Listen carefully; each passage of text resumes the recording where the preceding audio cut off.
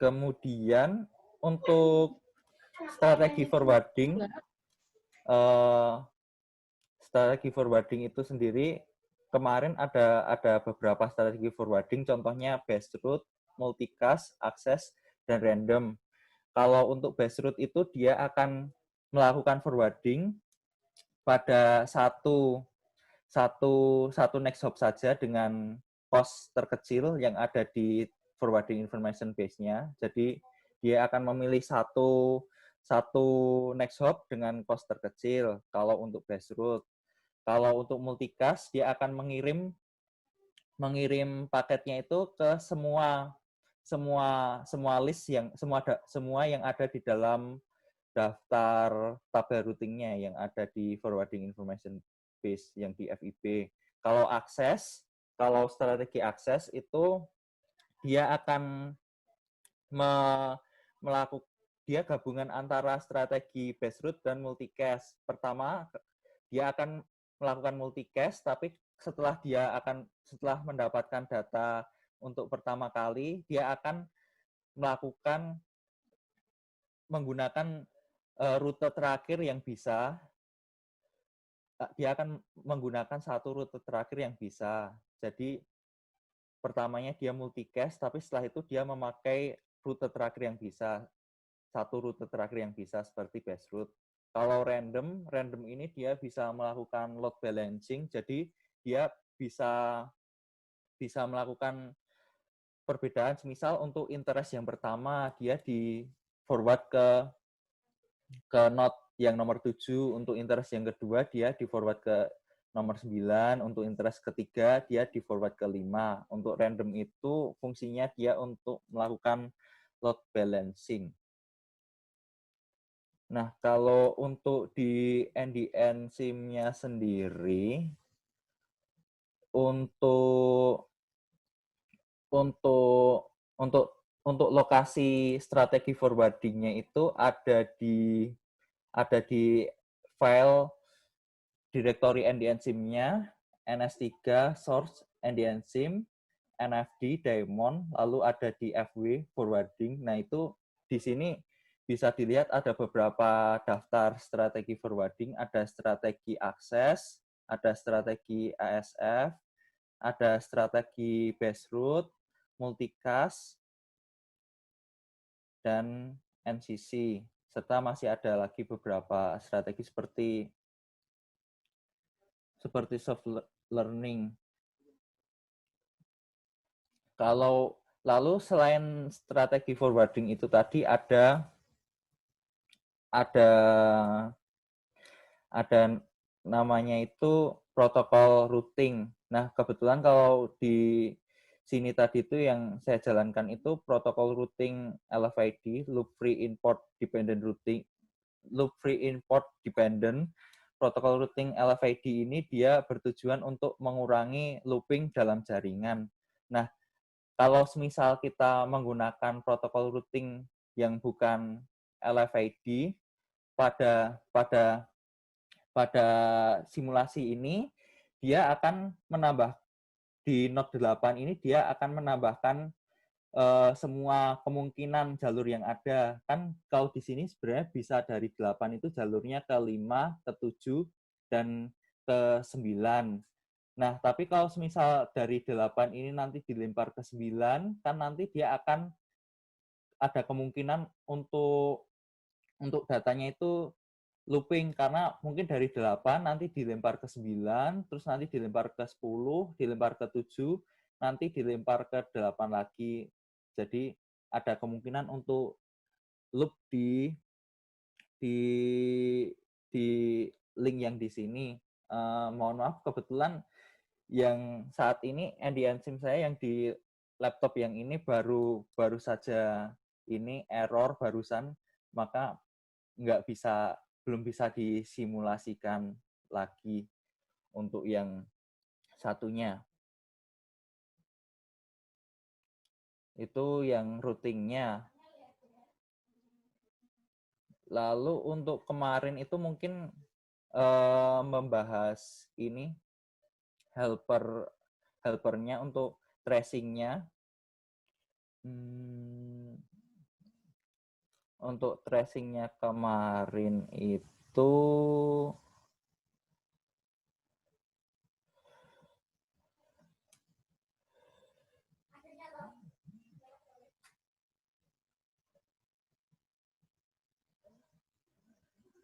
nah, untuk parameter evaluasinya kan kemarin ada throughput, delay, paket drop, interest time out ratio, hop count ratio, dan catch hit ratio. Mungkin Iya, sekilas punten Tio. ya. Iya. Ya, Si Bu. Nesia minta di-approve Zoom-nya. Oh, Nesia. maaf.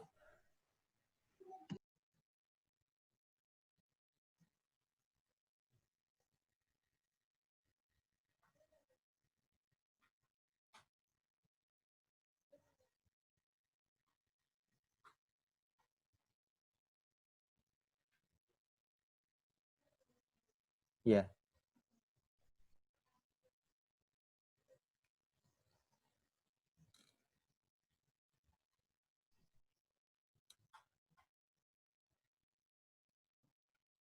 mungkin dari tracing yang catch hits.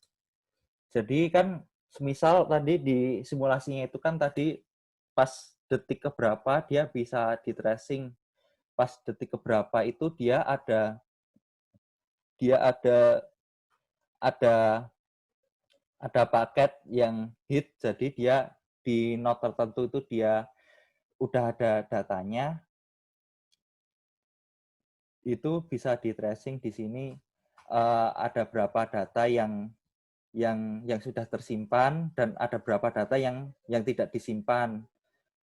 Misal di detik pertama di node ini ada 28 data yang bisa dipakai, yang hit, yang bisa dipakai untuk meneruskan ke node selanjutnya, sedangkan yang miss ada jumlahnya ada segitu.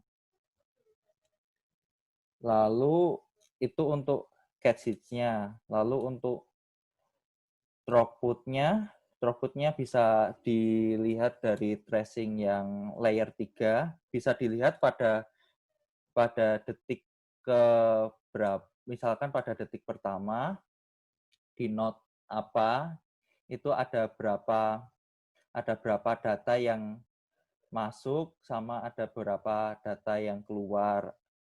Lalu untuk ukuran paketnya berapa. Nah, ini ada tipenya, ada paket interest, ada paket data, ada negatif ACK juga. Kemudian ada jumlah paketnya berapa dan ukuran paketnya berapa. Untuk keseluruhan throughput-nya nanti bisa dijumlahkan saja dari node tersebut dari awal waktu simulasi sampai akhir waktu simulasi. Lalu untuk paket loss-nya ada di tracing di layer 2.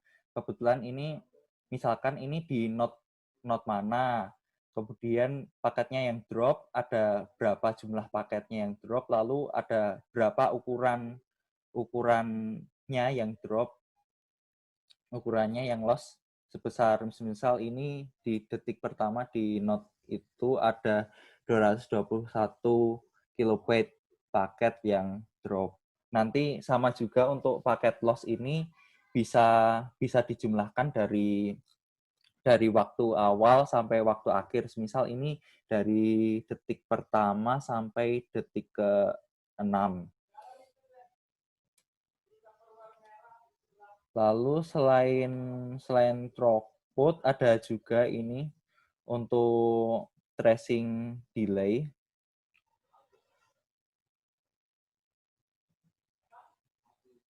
Nah, untuk delay sendiri di NDN SIM itu dia bisa tracing dua jenis delay, yakni last delay dan full delay. Bedanya apa antara last delay dan full delay? Kalau full delay itu dia delay dari data pertama kali di request sampai data betul-betul diterima, termasuk semisal ada retransmisi, dia dicatat di full delay. Sedangkan kalau last delay itu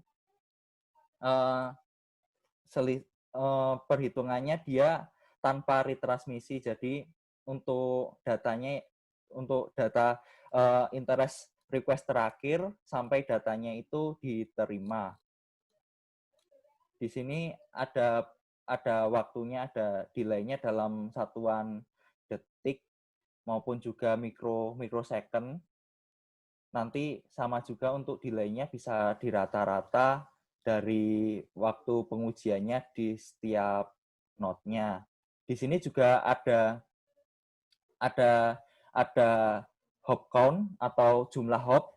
Jadi untuk menghitung dari node tersebut, kalau mau mendapatkan paket data itu dia perlu melewati berapa node. Semisal di sini dia perlu melewati 3 hop, 1, 2, 3. Dari 8 kan dia perlu 1 hop lagi, 1 hop lagi. Dia perlu 3 hop. Semisal. Nah, nanti kalau semisal sudah ada catching-nya, dia berubah jadi 1. Oh, berarti dia mengambil data dari hop yang di sini, begitu.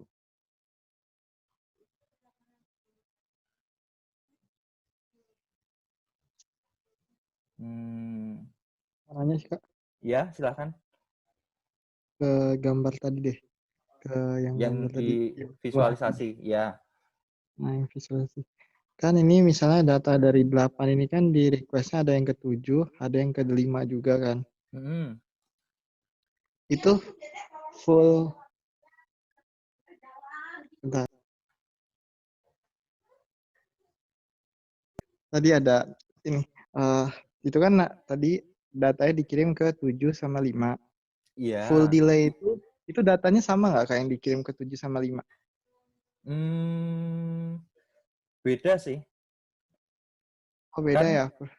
Kan di sini tuh dia ada waktu, terus ada dia dari node berapa, terus ada sequence keberapa sama tipenya. Nah, kalau di sini itu dia ini kan dia kalau di ini kan kebetulan visualisernya ini dia pakai yang multicast. Nah, jadi kan dia multicast itu kadang pas detik keberapa dia dilempar ke node 5, pas detik keberapa dia dilempar ke node 7. Nah, ini kan angkanya juga kadang beda-beda kan ya. Di sininya, misal pas detik ke segini, full delay-nya misalkan ini 0,33, di sini 0,34, terus ada lagi 0,32, 0,36 kan beda-beda. Tapi di sini ini sih nggak kelihatan kalau di sini itu dia dilempar ke interface yang berapa. Maksudnya dilempar kemana. Kalau semisal ini yang bisa kelihatan itu ini yang di tracing layer 3 ini yang dia bisa kelihatan, dia itu sebenarnya dia dilempar ke interface yang ke berapa. Semisal yang dari node 8 itu tadi Houston itu, nah kan ini ada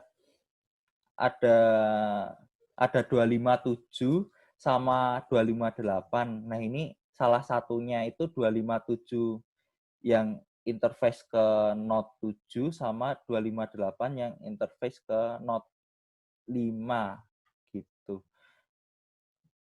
Tapi di sini nggak kelihatan sih kalau yang delay-nya itu, cuma kelihatan yang dikirim ke 257 itu berapa paket interestnya, yang ke 258 juga berapa paket interestnya. Kalau di sini cuma kelihatan gitu sih. Ya. Tapi biasanya kalau untuk perhitungan itu ini sih kemarin kalau yang pas TA saya itu ini dirata-ratakan. Jadi nggak terlalu pengaruh. Jadi dia rata-rata itunya, rata-rata keseluruhan delay-nya.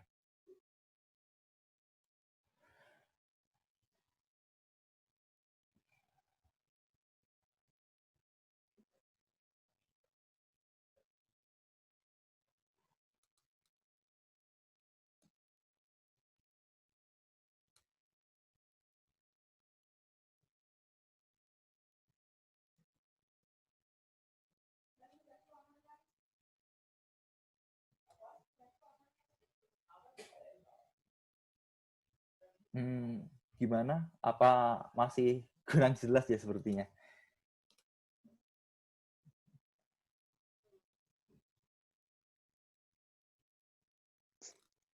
Sebentar aku mamin dulu. Soalnya teh yang aku tahu nih ya Kak ya, kan ini kan produsernya di titik 3 dan Ya, requestnya dari 8 kan. yang request 8.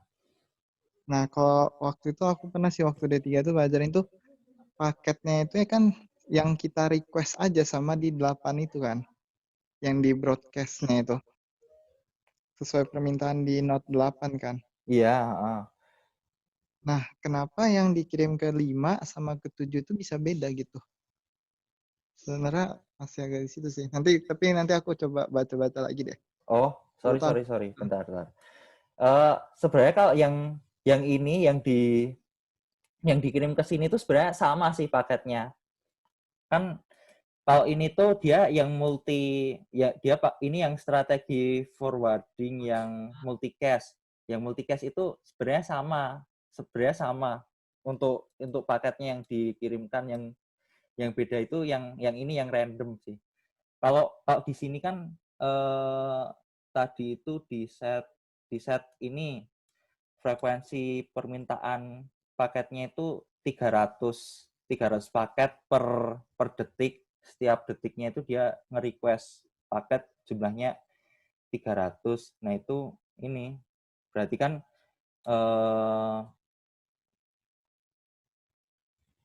kan dalam pas detik ke ini tuh dia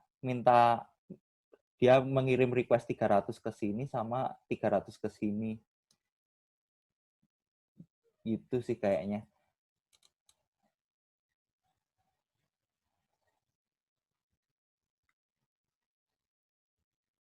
Kalau yang multicast ini sama. Kalau yang dibagi-bagi itu yang ini random, yang strategi random. Jadi dia bisa pas detik ke ini request ke sini, pas detik kedua request ke sini. Kalau yang ini dia kan bareng ini tadi. Kan bareng kan ini keluarnya bareng requestnya.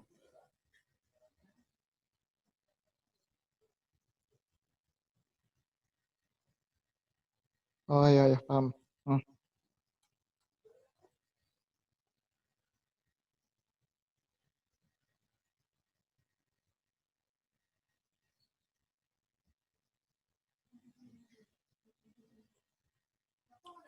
Lalu mungkin kemarin kan ini ya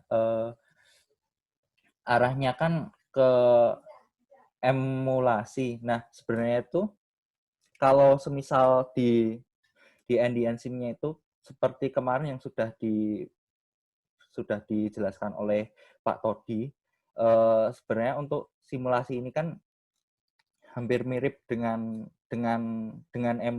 yang aslinya. Cuma kode yang aslinya itu ada ini NFD sama NDN CXX itu dimasukin ke simulatornya NS3. Nah, kalau semisal untuk asli ya. Tadi minta di-approve. Oh, Pak Todi minta di-approve.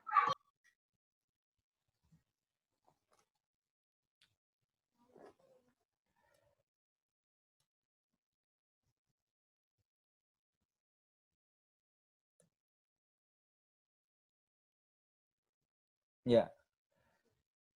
Nah, Kalau kalau misal di simulator NS3-nya ini NDN SIM-nya ini kan dia ada NFD, Name Data Forwarding Daemon, sama NDN CXX yang dimasukkan ke NS3, jadinya nanti dia jadi NDN SIM. Nah, kalau untuk aslinya, semisal ini di NDN testbed itu juga dijalankan itu NFD, Name Data Forwarding Daemon.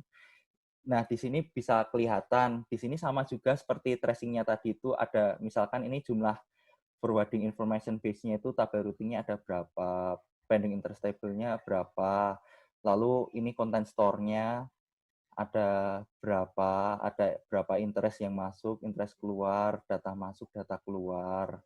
Sama seperti yang tadi. Misal kalau di sini itu ternyata, nah ini FIB tabel routingnya, jadi dia kalau di sini ada prefix-nya itu kemana, lalu next hop-nya itu kemana, cost-nya berapa. Misal di sini ada dia untuk ke situ dia ada 3 pilihan lewat 272, 268, sama 281, sama kayak yang di sini ini tadi. Misal di sini kan ada 258 sama 257 next hop-nya. Itu untuk FIB-nya. Lalu di sini juga kelihatan di NFD itu dia kelihatan. Kalau ini yang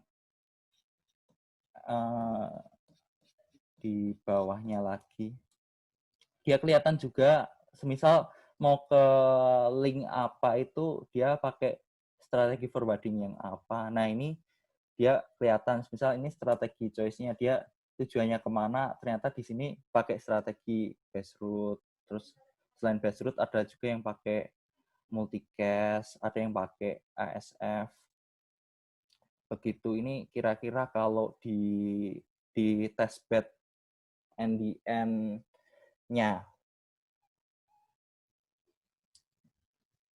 Jadi ya hampir mirip juga sebenarnya antara yang disimulasikan dengan yang aslinya, begitu.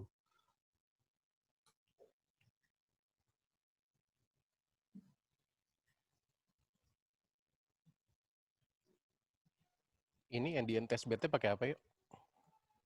Kalau yang di sini ini Pak, dia ini Pak sama seperti testbed yang lain. Dia kalau yang ini contohnya yang di Malaysia, yang di UUM, dia ini ngejalanin NFD sama NDN CXX, terus di atasnya dia pakai NFD sama NDN CXX, terus di atasnya dia pakai NLSR routingnya.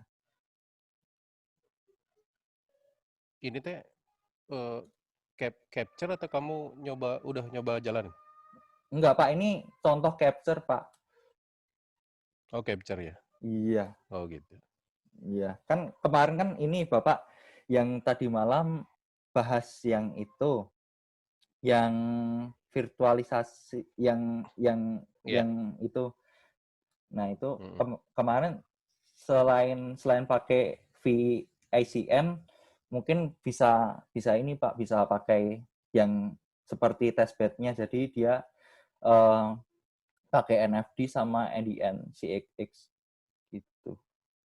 Kalau ini contoh kasus, tapi kamu belum pernah nyobain ya? Belum Pak, belum. Oke. Kalau sebenarnya kalau ini mau nyobain itu, ini dia bisa di sini ada ini sih Pak, ada caranya juga sih Pak di sini dia. Good. Ya ini bisa jadi alternatif referensi kita. Yang tadi malam di share ordernya lebih gede sih, lebih gede.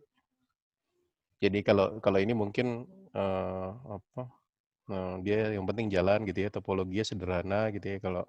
Kalau yang tadi malam saya share dia bisa lebih kompleks gitu, topologinya juga bisa lebih banyak gitu, tanpa resource yang dengan resource yang terbatas gitu. Iya ya Pak. Oh ya, mohon maaf ini Lanjut lagi. ternyata Zoom-nya sudah mau habis, tinggal 10 detik lagi karena ini yang bukan akun yang premium. Di live.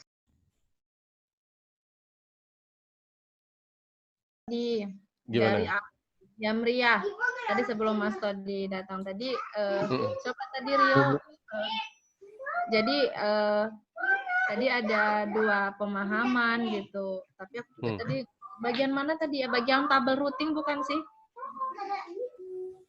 Yang gambar tadi visualisasi dulu. Coba visualisasi tadi yuk yang topologi abilen ya, yang waktu dia broadcast.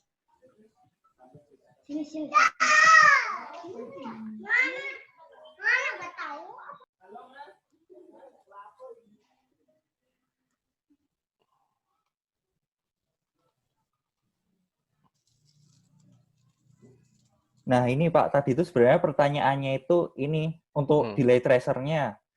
Delay tracer, nah kan kalau dia multicast ini kan dia ada yang dari 8 ini ada yang dilempar ke 7 sama ke 5. Nah, itu caranya lihat konsumernya yang mana? Ini konsumernya Note 8, produsernya Note 3. Kan? Oke, terus. Nah, pertanyaannya tadi itu ini gimana lihat itu tuh delay tracernya itu dia yang nge-tracing ke interface yang Note 7 atau Note 5. Itu cara ngelihatnya gimana? Kan kalau di sini kan cuma ada tipenya dari Note mana, lalu waktunya berapa.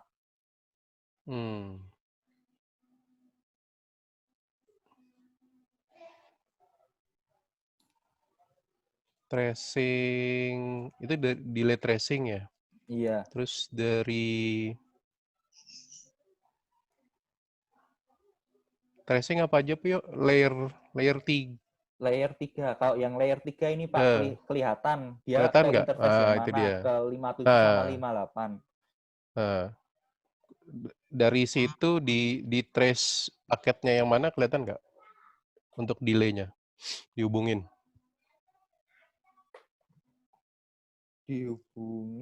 Tapi masalahnya ini Pak, di sini tracing-nya kan kalau yang ini tracing-nya per detik. Per 1 detik. Nah, kalau yang ini kan dia per milidetik nih, 0,01 dia udah nge-tracing, kan nggak kelihatan Pak. Nggak kelihatan ya? Iya. Atau mungkin yang tracing yang di sini yang dikecilin lagi kalau mau disamakan. Betul. Ya, betul. Harus sama ya. Gitu. Jadi dari seluruh tracing kita combine gitu. Nggak bisa dilihat di satu ya. Belum tentu bisa dilihat di satu. Layer 2? Layer 2 pakai drop-nya. Per detik doang, juga. Iya, kebetulan kemarin itu saya ngesetnya itu kalau di sini per detik ya. Per detik, kecuali yang kecuali yang delay tracer itu dia nggak bisa per detik. Oke, berarti kalau kita mau lihat detail untuk multipath kita harus capture-nya harus lebih detail ya. Iya. Oke, mungkin itu ya. Ya artinya pertanyaan itu kan ya, berarti delay-nya harus ngelihat gitu ya. Nambahin aja Pak. Gimana? Tadi soalnya aku yang nanya, bisa nampilin simulasinya nggak Kak? Ya. Jadi itu kan kita kan produsernya di 3, sedangkan si klien itu di 8 dan dia minta request di Note 3. Nah ini kan kalau kita lihat dari simulasi kan ada paket yang ke-7 sama yang ke-5. Terus tadi kan ada full delay sama last delay. Nah, untuk yang dikirim ke paket 7 sama 5 ini sama atau enggak gitu si paketnya. Terus tadi kan katanya sama. Nah, itu dia menghitung delay juga enggak dari 8 ke 7 dan 8 ke 5 kalau misalnya isi paketnya sama. Karena dulu waktu aku D3 tuh yang IP itu kan dalam isinya tuh sama semua gitu Pak. Delay itu kan dari titik awal ke titik akhir, dia ngitung seluruhannya. Gitu.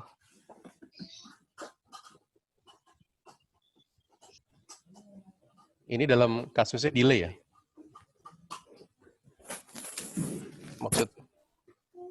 Maksudnya mau cari delay ya? Kalau cari delay ya berarti kan tinggal dilihat dari dia pertama minta gitu ya, kalau delay end to end gitu kan sampai seluruh paketnya selesai dikirim gitu ya. Tadi memang berarti kan dari tracing tadi harus kelihatan semua. Kalau cuma mau dapat delay-nya cukup ya, tapi kalau kita mau perhatikan sebenarnya paketnya lewat mana aja gitu ya. Nah, itu baru berarti tadi layer 2 sama layer 3-nya didetailkan gitu kan.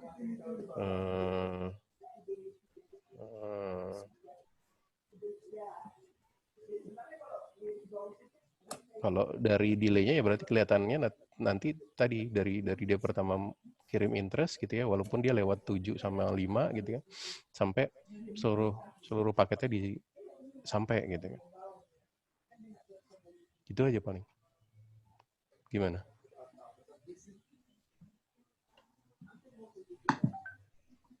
Ya Pak. Nanti mungkin sayanya juga ada mungkin salah, jadi ntar saya pelajarin lagi. Ya, nanti dilihat lagi, terus seluruh definisinya juga dicek ya. Less delay itu apa, nanti full delay itu apa gitu ya. Itu karena ini lagi. Tapi memang harus disesuaikan sama kita mau lihat apa gitu. Kadang-kadang harus dikombin juga beberapa tracing di NDNSIM gitu untuk dapat apa yang kita mau cari. Oke. Ada lagi?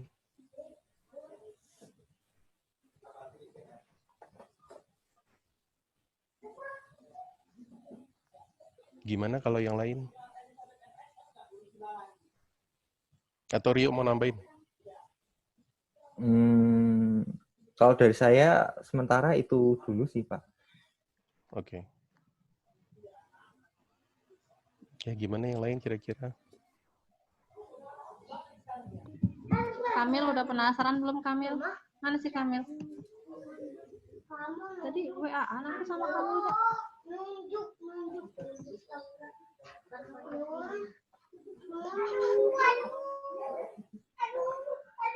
Mama lagi kerja.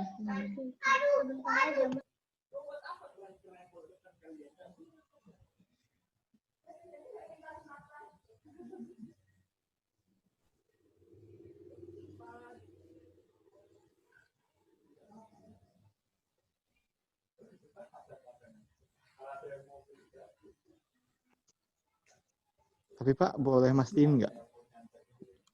Gimana maksudnya? Kan data yang di request dari 8 ke 3 itu kan ada yang dikirim ke 5 sama 7. Itu isi data paketnya sama ya Pak ya? Memang? Sama kalau multipad.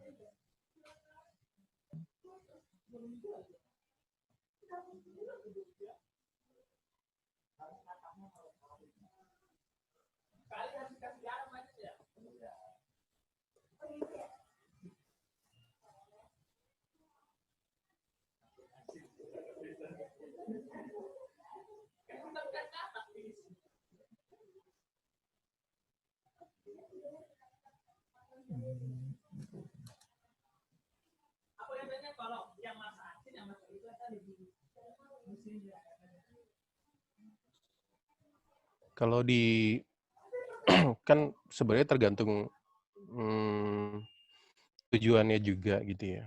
Kayak misalnya di IP kan multipath default baru jalan ketika misalnya kita cari rute ke satu titik gitu kan, terus kalau misalnya cost-nya sama gitu ya. Tapi sebenarnya kan bukan, jadi dia kayak apa sih, load balancing gitu ya. Sebenarnya bukan multipath gitu. Kalau misalnya kita punya cost yang sama, di lintasan yang berbeda untuk source sama pasangan source sama destinasi gitu ya? Maksudnya siapa tadi? Yang nanya tadi siapa?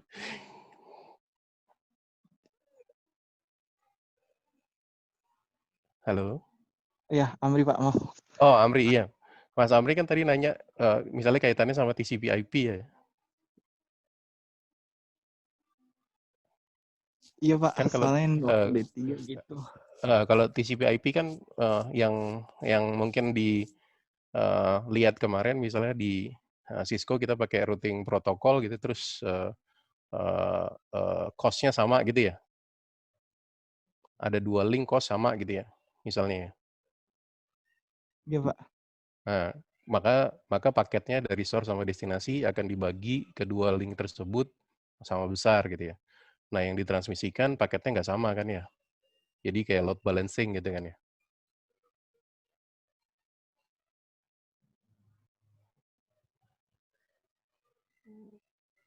Ya, benar nggak gitu? Nah, kalau load balancing kan sebenarnya bagi link tersebut karena cost-nya sama. Nah, ini sebenarnya tujuannya jadi berbeda gitu. Jadi kayak multi-path gitu. Jadi kita ngambil itu misalnya baru dari satu contoh satu sumber yang sama tapi pakai path yang berbeda gitu. Tapi nanti bisa jadi juga misalnya dari sumber yang berbeda gitu tapi ya otomatis path-nya juga berbeda. Itu juga bisa dilakukan gitu. Jadi kalau satu linknya down dia bisa recover gitu ya, automatic recovery gitu ya. Nah, itu sebenarnya jadi ini memang beda beda kasus gitu ya. Kalau tadi load balancer aja gitu ya. Jadi membalance load gitu ya, membalance traffic gitu ya ke kedua path yang berbeda karena cost-nya sama gitu ya. Karena default-nya routing protokolnya IP kayak gitu. Kalau cost-nya sama maka dia akan dibagi ke dua link tersebut sama besar gitu ya. Utilitasnya nanti dibagi 2 gitu ya. Nah, kalau ini sebenarnya tujuannya multi-path. Jadi kalau misalnya ada path yang mati, dia langsung recover gitu ya. Jadi nggak mesti ada paket yang hilang gitu. Kayak gitu ceritanya. Tapi ya memang jadi boros utility gitu ya. Nah, ini memang trade off-nya gitu kira-kira. Jadi ibaratnya kalau backup apa ya 1:1 ya, 1:1 backup, link backup. Itu juga bisa dilakukan sih di IP gitu ya. Tapi bukan bukan tadi yang mungkin dimaksud sama Amri gitu ya. Ketika cost sama, jadi load balancing aja gitu. Tapi link backup, recover juga bisa dilakukan di IP gitu, tapi kita setting lagi gitu. Bukan default pakai pakai routing protokol default gitu. Gitu. Ada kalau nggak salah VRRP ya gitu ya. Itu pakai 2 link dihidupin gitu ya. Bisa dibaca lagi nanti.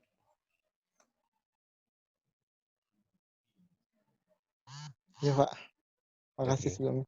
Iya Ya. maaf tadi, soalnya kayaknya belum paham banget. Iya, ada kalau nggak salah tuh ya ada VRRP, ada HSRP. Nah, itu 2 linknya dipakai gitu ya. Tapi itu jadi kita harus setting dulu dari source sama destinasi gitu. Jadi source-nya apa produsennya udah ditentukan gitu ya, source-nya udah ditentukan gitu. Terus nanti dia bisa di backup gitu ya, linknya aktif gitu ya. Jadi link backup 1:1 aktif gitu ya. Gitu. Ada juga bisa aktif pasif gitu. Jadi aktif pasif tuh kalau satu linknya cuma monitor gitu. Jadi kalau link aktifnya mati dia langsung backup gitu. Jadi ada banyak teknik sih sebenarnya.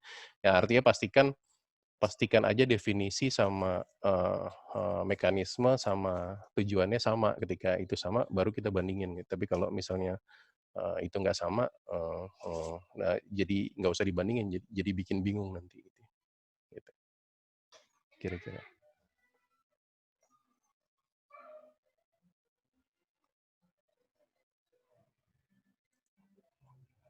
Oke. Kira-kira teman-teman ada lagi nggak?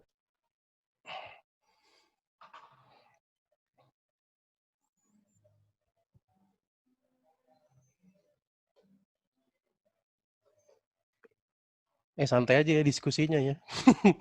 Kok jadi tegang kayaknya.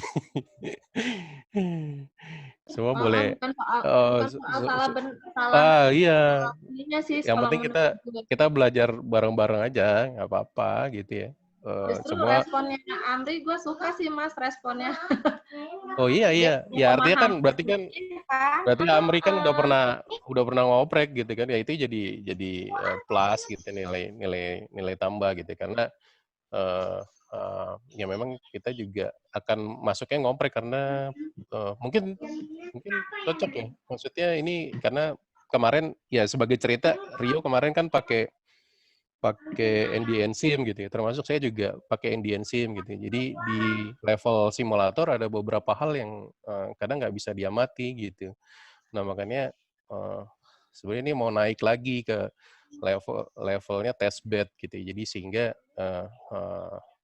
kayak misalnya simulator nggak murni setiap paketnya bisa kita amati gitu karena kayak misalnya paket signaling nggak cukup kelihatan di simulator NDN SIM gitu ya. Padahal kan untuk kayak misalnya multipad pasti ada routing protokol yang jalan gitu ya, LSA-nya nggak kelihatan gitu. Nah sebenarnya kita mau naik ke testbed tuh salah satu alasannya itu. Jadi pengennya seluruh prosesnya bisa kita lihat gitu, bisa kita amati gitu. Sehingga jadi penelitiannya bisa lebih luas gitu. Makanya sebenarnya tadi coba yuk tunjukin yang tadi kamu bikin hypervisor tadi. Rio mana lagi nih? Yo. Maaf, ke mute ternyata. Oh, ke mute. Gak apa-apa.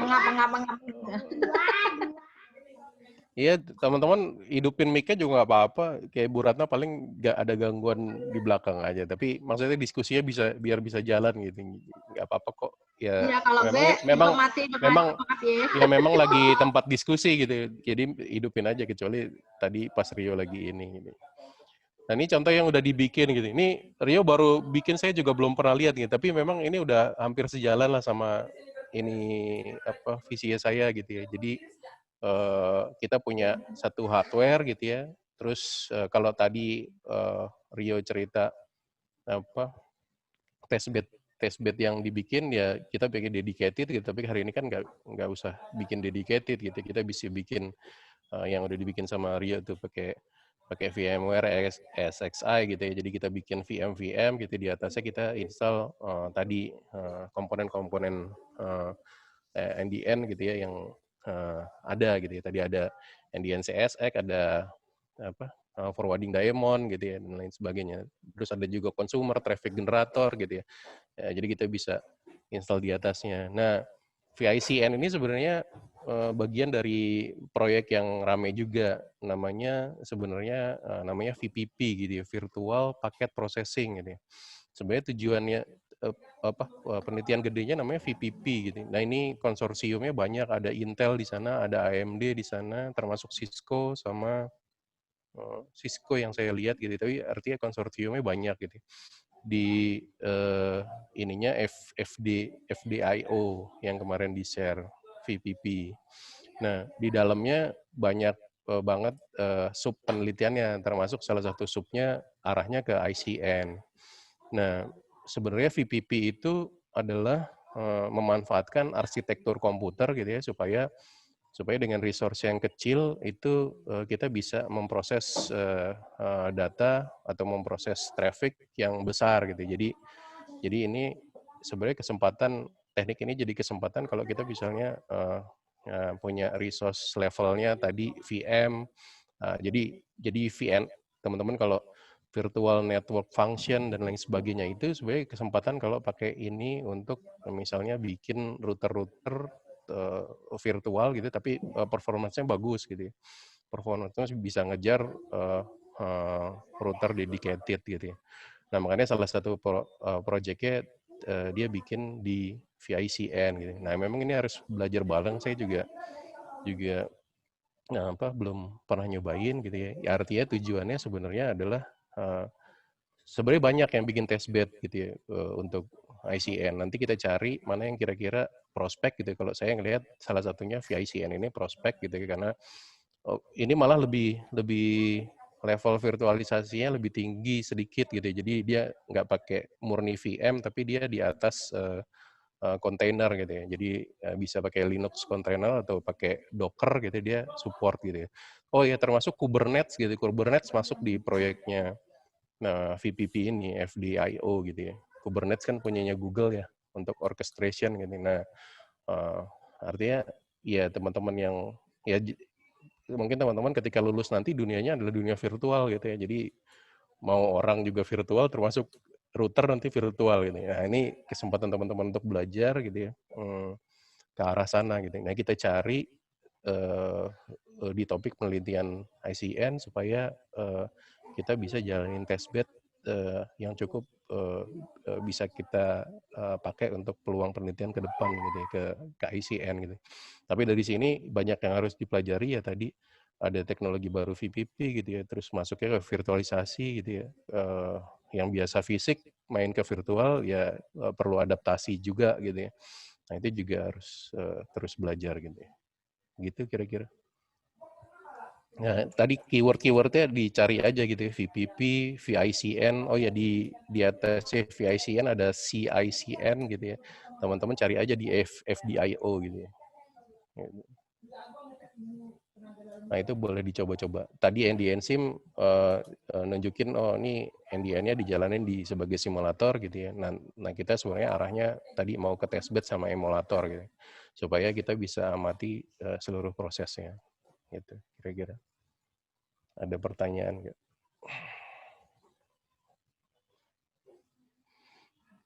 Atau tambah bingung? Nggak apa-apa ya. Ya kita sama-sama inilah belajar.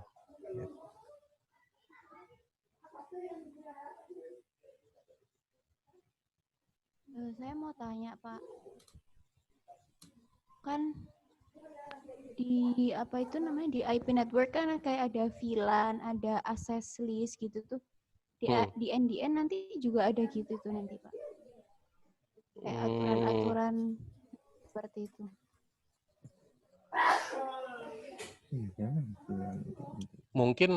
Mungkin bisa ditarik ke tujuan ya. Kayak misalnya VLAN sih sebenarnya tujuannya apa sih sebenarnya gitu. Pernah tahu nggak tujuannya apa VLAN? VLAN itu kan kayak mengkelompokkan apa namanya IP tertentu ke, kalau yang saya pahami sih Pak, ke kelompok-kelompok tertentu gitu. Jadi biar nggak bercampur baur gitu. Ya, terus kalau access list kan dia membatasi IP tertentu. Nah, makanya jadi sebenarnya gini, ada beberapa hal yang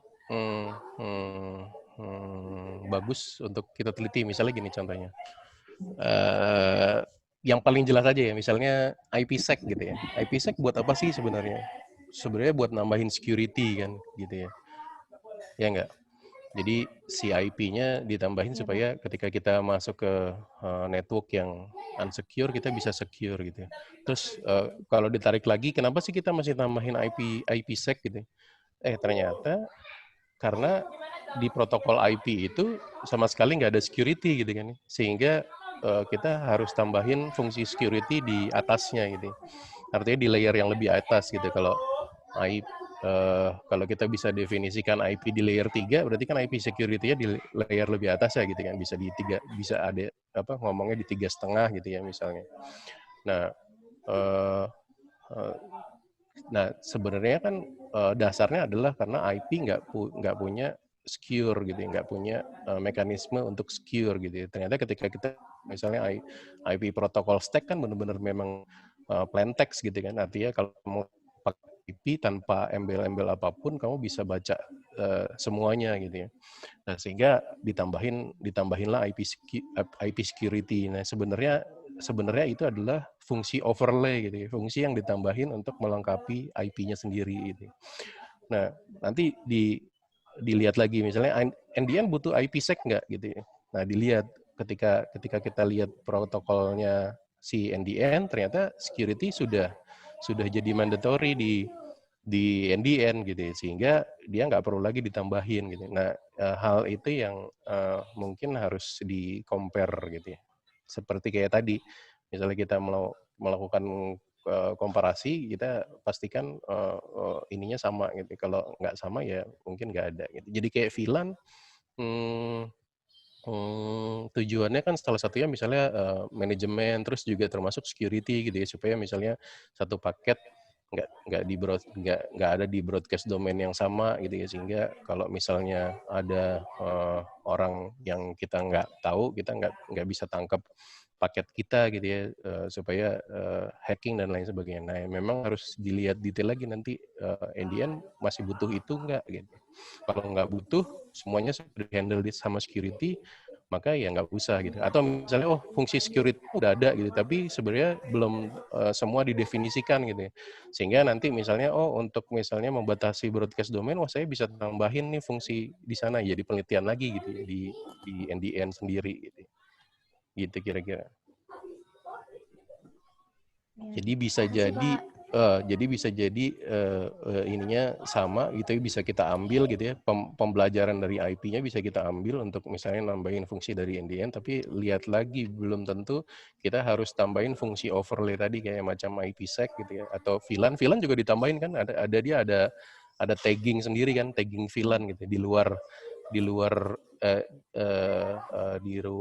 dari IP number gitu. Jadi ada tagging VLAN gitu, sehingga nanti kalau paketnya ditangkap, dia baca dulu taggingnya. Oh, ini berasal dari VLAN yang sama enggak? Kalau berasal dari VLAN yang sama, maka bisa digabung. Kalau VLAN yang lain, berarti dia nggak diterusin gitu kan ya? Kalau teman-teman baca. Nah, oke.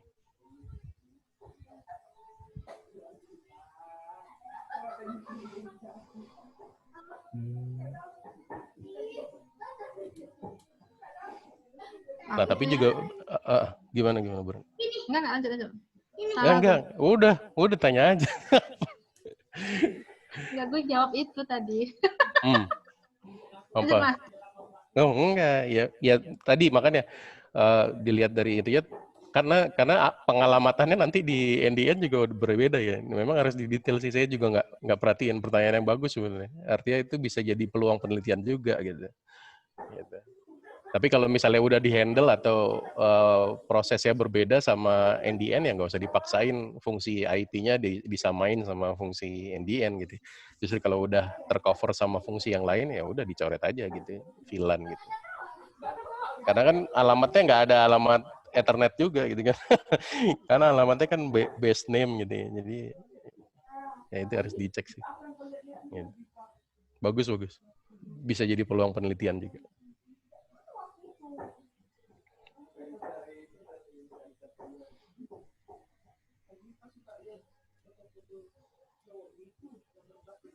Gitu ya, artinya sebenarnya next intinya teman-teman untuk misalnya penelitian ini yang kita kejar selama sampai bulan apa Bu Rata? Maret ya?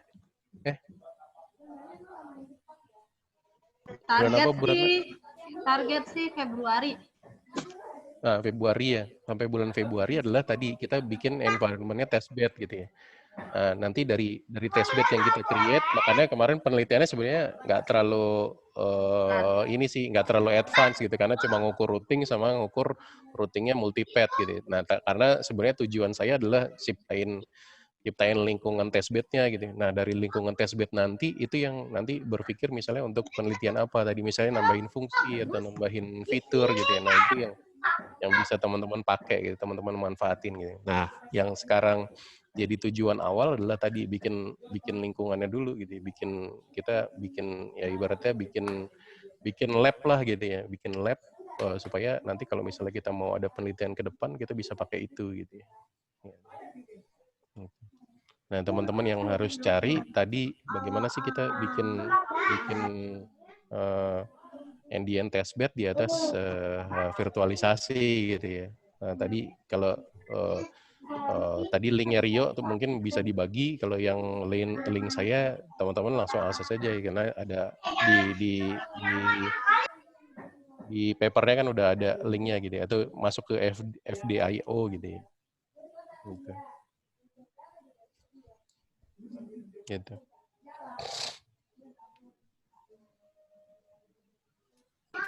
Jadi sebenarnya targetnya sih nggak Mudah-mudahan terlalu, kalau untuk yang sampai bulan Februari sih sebenarnya targetnya nggak terlalu besar ya kalau menurut aku. Jadi ngejalanin multi-path routing gitu kan ya Mas tadi ya, ngejalanin multi-path routing di virtual yang tadi udah mau dibangun itu tadi. Nah, berarti ya sambil kalau dari sisi tekniknya sih mungkin nggak besar, tapi memang tantangannya jadinya ngopreknya gitu ya, lebih ke ngopreknya. Kalau dari keilmuan NDN-nya sih ya itu udah jalan, harusnya udah ada modul kayak misalnya kalau misalnya saya sebenarnya bahasanya proactive routing sebenarnya udah ada, itu NLSR gitu ya, tinggal. Nah, tapi masalahnya ngejalanin di lingkungan testbed-nya ini bisa apa nggak, itu yang jadi PR gitu kan. Itu yang harus kita coba gitu. Jadi tantangan terbesarnya adalah ngopreknya gitu, bukan ilmu barunya gitu ya, bukan penelitian barunya gitu. Sebenarnya nggak baru, nggak ada yang baru gitu ya dari tekniknya gitu. Tapi tadi ngopreknya supaya kita bisa ciptain itu supaya kalau penelitian ke depan nanti bisa diimplement di testbed kan seru gitu ya. Jadi nanti ngukurnya lebih enak gitu misalnya. Gitu. Monggo Bu Ratna. ya sih dari saya itu sih paling nanti kita ada sambil jalan tiap minggu ada sharing session kayak gini, kita sambil siapkan environment-nya ya Mas tadi ya. Iya. Jadi kita nggak biar bisa langsung jalan sih sebenarnya. Terus ini teman-temannya ada yang di lab nggak sih? Apa di lab semua nih? Nah. Anak lab sih kayak Amri lab mana ya Amri? Aku nggak ada lab Bu kalau di S1. Mereka soalnya kan ekstensi Mas, jadi paling D3 dulu sih mereka ngopreknya gitu. It's okay sih, nggak apa-apa, kita bikin lab kita sendiri kan. Nggak apa-apa. Kan labnya virtual. Gitu maksudnya. Oh iya, sorry. Maksudnya kalau tadi nanya lab fisik gitu, tapi sebenarnya yang kita pengen bikin adalah lab virtual gitu, karena kan virtualisasi gitu. Karena memang zamannya virtual ya. Soalnya kemarin pas di awal-awal kita pertemuan Mas, dengan Rio doang waktu itu nanya kan, minimum speknya kayak apa gitu kan, segala macam. Terus Rio curhat lah dengan sejarah hidup dia tentang device-nya gitu. Makanya sekarang ini untuk mengatasi itu sebenarnya bisa sih kata Rio, virtual dibikin ini bikin 2 OS bla bla bla segala macam gitu. Nah cuman waktu itu aku kan nggak bisa ngomong apa-apa karena belum tahu kita lolos nggak nih pendanaannya gitu waktu itu. Waktu yang kita pertama kali itu belum ada keputusan Rio lolos atau tidak pendanaannya gitu. Nah, sekarang karena udah ada jadi nggak usah jadi masalah. Sekarang ada keputusan pendanaannya tapi duitnya juga belum ada tapi. Nah aja kalau yang itu mah. Oh gitu ya. Selama udah tanda tangan mah nanti kan gak ada masalah gitu ya. Jadi jangan, maksudnya itu mah paralel aja kalau aku mah. Itu mah paralel aja. Jadi supaya teman-temannya juga ada bayangan. Nah Kamil kemarin tadi sih udah ngobrol pagi sama Kamil. Kamil itu ada keputusan dia pengen tugas akhirnya ke NDN. Jadi aku tadi ada beberapa kasih tugas tambahan untuk Kamil karena dia harus baca lebih dalam kan kayak gitu. Jadi kemarin overview kita membuka wawasan juga gitu. Jadi kayaknya kalau Kamil dia sejalan sih untuk risetnya gitu. Monggo Amri, Nesya sama Tika. Kalau menurut saya sih supaya nggak double-double sih gitu. Begitu ceritanya. Dari aku itu sih ini tinggal time remaining meeting time tinggal 1. Kamil kalau ngobrol sama Bu Ratna terbuka ya, tapi kalau di forum diam nih. Diam gitu. Nggak, kayaknya karena masalah itu sih. Masalah. Si Kamil mah sebenarnya banyak obrol gitu ya, Amri ya. Cuman masih malu-malu aja dia. Dia suka nggak bisa kontrol antara malu-malu sama malu-maluin. Nggak apa-apa kok, kita dosen juga kadang-kadang malu-maluin kan. Iya santai aja gitu, maksudnya kan yang dulu dibilang sama Mas Todi sesuai dengan selama masih dalam etika sih nggak ada masalah, toh tempatnya untuk kita berdiskusi. Iya, kayak misalnya ngomong cepat Mas, less than 1 minute. Oh gitu. Yes. Kenapa? Oh ini mau mati ya? Ya udah. Iya, tinggal setengah menit lagi. Oh ya, ya udah ada pertanyaan lagi nggak? Kalau nggak ya mungkin sudahi dulu terus kita jadwalin lagi Bu Ratna kapan lagi? Minggu depan ya. Paling kan orang ini kosongnya Rabu, Mas. Rabu Oke. aja, Rabu Jumat sih kata gue. Berarti minggu depan Bu, mungkin justru teman-teman yang presentasi ya. Ya, Kan yang dari kita udah, dibaca. dari saya udah, terus dari Rio udah gitu. Nah, teman-teman presentasi tentang tadi.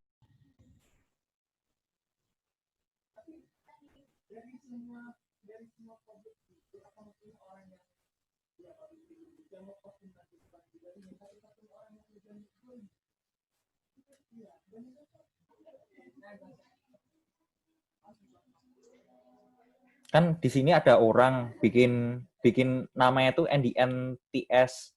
Dia NDN bikin web NDN berdasarkan Node.js. Dia namakan NDN-TS. Nah, ini si NDN-TS ini dia bisa untuk ngeliatin status NFD-nya termasuk di router yang buat di testbed. Contohnya ini kan kelihatan sama.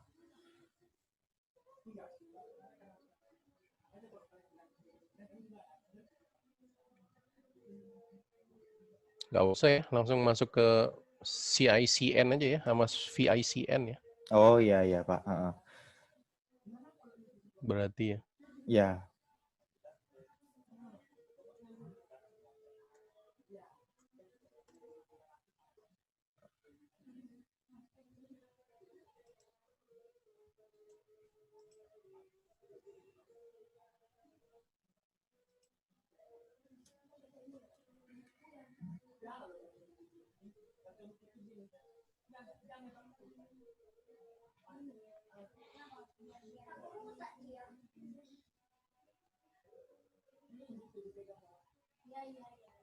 Kalau kemarin sih ini Pak ada web ini. Dia semacam aplikasi tapi katanya jalannya di atas NDN.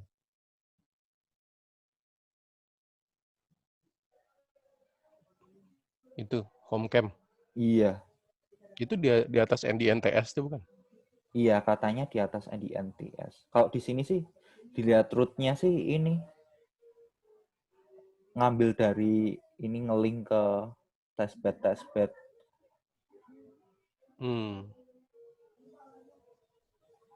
Iya, banyak banget kan testbed kan?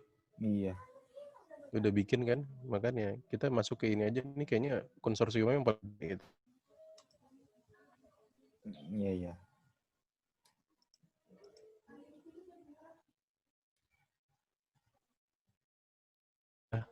Lagi belum? Belum ya? Belum.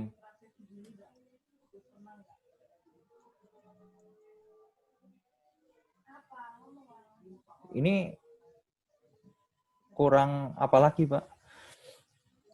Tadi tugas buat minggu depan? Oh.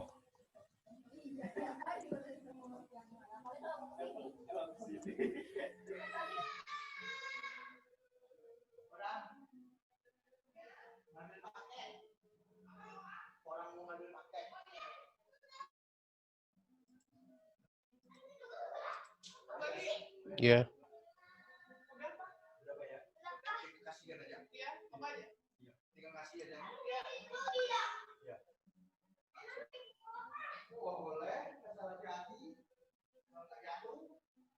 Nah, yang lainnya belum gabung-gabung atau dianggap udah selesai? Iya, Pak. Mungkin dianggap sudah selesai mungkin Ya kali. wes lah. Ya wes lah, ini kan ada Nesya. Nesya berarti minggu depan kita ya mulai dari sekarang berarti next-nya tugasnya adalah explore tadi arahnya testbed gitu ya. CICN sama VICN, linknya nanti aku udah kasih di Reset NDN PDT gitu ya. Rio juga bantu mereka gitu ya untuk blend gitu ya ke arah sini gitu. Rio juga baca juga gitu ya. Nah besok minggu depan next kita jadwalin lagi itu teman-teman presentasi kira-kira apa yang didapat, terus apa yang ini gitu. Nah kalau tugas saya mulai nyiapin infrastruktur sih. Targetnya sih minggu depan juga paling tidak udah ada PC gitu, jadi kalau teman-teman mau mulai ngoprek gitu ya, pakai virtual gitu ya, gitu. Walaupun saya juga masih mikirin enaknya ditaruh di mana ya PC-nya gitu ya, gitu karena semuanya nggak ada di Bandung gitu kan, Bandungnya di atas gitu. Nah itu juga saya lagi pikirin juga gitu. Kira-kira gitu. Nesya ada pertanyaan? Mau memastikan Pak, berarti presentasinya minggu depan tentang explore testbed CICN sama VICN ya Pak? Iya, iya. Gitu. Cobain gitu ya, terus boleh diskusi juga di grup ini gitu. Kalau mau intens, Rio juga bantu gitu ya, untuk ke arah sana gitu ya.